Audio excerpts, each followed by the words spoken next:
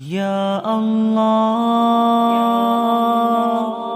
یا اللہ۔ قرآن مجید فرقان حمید کے 20ویں پارے کی مختصر تفسیر۔ قرآن مجید کے اس پارے کے اندر 3 صورتیں ہیں۔ نمبر 1 سورۃ نمل کا بقایا حصہ، نمبر 2 سورۃ قصص ہے، اور تیسرے نمبر پر سورہ عنکبوت کا ابتدائی حصہ ہے۔ سورۃ نمل کا جو بقایا حصہ ہے، اس میں جن نکات کو اللہ رب العزت نے بیان فرمایا ہے، اس میں سے سب سے پہلا نقطہ توحید ہے۔ رب ذوالجلال نے اس بارے کے اندر توحید کے اوپر دلائل بیان کیے ہیں۔ ان میں سے 5 دلائل کہ آسمان کو اللہ رب نے پیدا کیا اور آسمان سے بارش کو اتارنا اور کھیتوں کا، ان تمام چیزوں کا جو خالق ہے وہ رب ذوالجلال ہے۔ اللہ فرماتے ہیں کہ ان چیزوں کو پیدا کرنے والا میں ہوں۔ یہ اللہ رب نے توحید کی ایک دلیل دی ہے۔ اور دوسری دلیل زمین ہے، نہریں ہیں، پہاڑ ہے اور سمندر ہے، ان کا نظام چلانے والا اللہ رب العزت ہے، وہیں انہی کا نظام چلاتا ہے۔ اور تیسرے نمبر پر مجبور اور بے بس اور بیمار آدمی کی جو پکار ہے وہ صرف اللہ رب العزت سنتا ہے۔ اللہ کے علاوہ کوئی بھی نہ مجبور کی پکار کو سنتا ہے، نہ بے بس کی پکار کو سنتا ہے، نہ بیمار جو آدمی ہے اس کی پکار کو سنتا ہے۔ ان کی پکار کو سننے والا صرف ایک ہی ذات ہے، وہ رب ذوالجلال کی ذات ہے۔ نمبر 4 بحری اور بری جو تاریکیوں میں راستہ ہے، وہ راستہ دکھلانے والا ایک اللہ کی ہے۔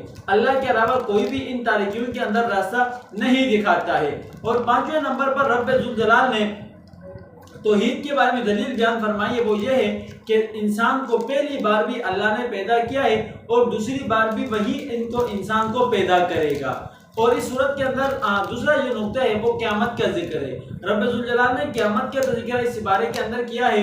اور دوسرا سورۃ قصص جو ہے، سورۃ قصص میں 2 باتوں کا ذکر رب ذوالجلال نے فرمایا ہے۔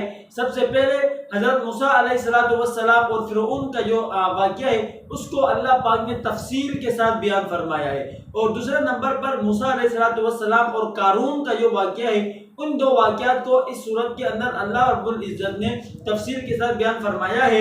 اور سورہ عنکبوت ہے، سورہ عنکبوت کے ابتدائی حصے کے اندر 3 باتوں کا تذکرہ ہے۔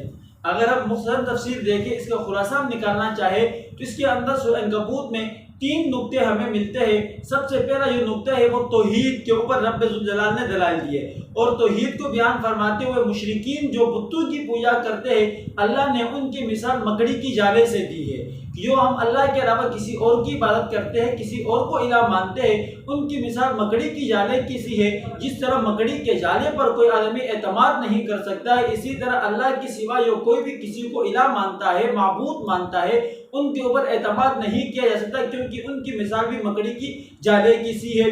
اور دوسرے نمبر پر اللہ پاک نے رسالت کا بیان فرمایا ہے، یعنی کہ آزمائش جو ہوتی ہے وہ من جانب اللہ ہوتی ہے، اور آزمائش ضرور طور پر آتی ہے، ضروری طور پر آزمائش کی آتی ہے۔ اور اس ضمن میں چند انبیاء کرام علیہ السلام کے واقعوں کو ذکر کر کے حضور علیہ السلام کو تسلی دی ہے کہ اگر یہ لوگ آپ کو جھٹلاتے ہیں، آپ کو ایذا پہنچاتے ہیں، آپ کے ماننے والوں کو ایذا پہنچاتے ہیں، تو یہ کوئی نئی بات نہیں ہے، بلکہ اس سے پہلے جتنے بھی انبیاء آپ سے پہلے آئے ہیں ان کو بھی جھٹلایا گیا، ان کو بھی دھتکارا گیا، ان کو بھی تکلیفیں دی گئی، اور ان کے ماننے والوں کو بھی مصائب سے گزرنا پڑا۔ اگر آپ کے اوپر یہ آزمائش آئی ہے، تکالیف آئی، تو کوئی نئی بات نہیں ہے، بلکہ انبیاء کا ذکر کر کے اللہ رب العزت نے اپنے پیارے حبیب صلی اللہ علیہ وسلم کو اس کے اندر کیا دی ہے کہ تسلی دی ہے کہ آپ نے پریشان نہیں ہونا، بلکہ یہ آزمائش اللہ کی طرف سے آتی اور یہ آگے ہی رہے گی۔ اور تیسرے نمبر پر اللہ نے پھر اس سورت کے آخر میں قیامت کا تذکرہ کیا ہے۔ رب ذوالجلال بار بار قیامت کا تذکرہ کر کے مجھے اور آپ کو جھنجھوڑتے ہیں کہ مجھے اور آپ کو چاہیے کہ اپنے جو اعمال کو درست کرے، اللہ کی طرف ہم رجوع اللہ کرے۔ جب ہم اللہ کی طرف رجوع کریں گے، نبی علیہ السلام کی باتوں پر عمل کریں گے، تو اللہ کے فضل سے دنیا میں بھی کامیاب ہوں گے، آخرت کے اندر بھی کامیاب ہوں گے۔ دعا فرمائیے رب ذوالجلال مجھے اور آپ کو ان تمام باتوں پر عمل کرنے کی توفیق عطا فرمائے۔